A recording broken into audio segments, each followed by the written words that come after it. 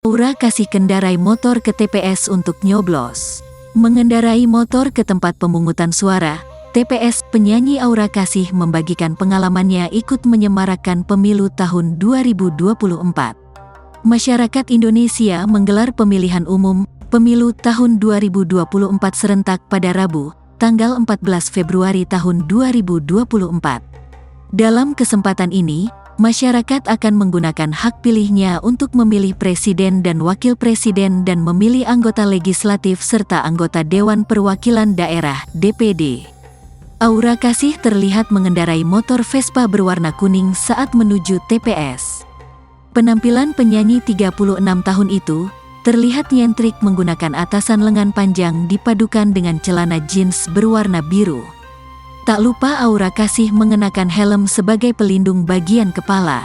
Penampilannya kian manis saat sang penyanyi menambahkan aksesori berupa kacamata hitam. "Nyoblos dulu," terang Aura Kasih di unggahan itu.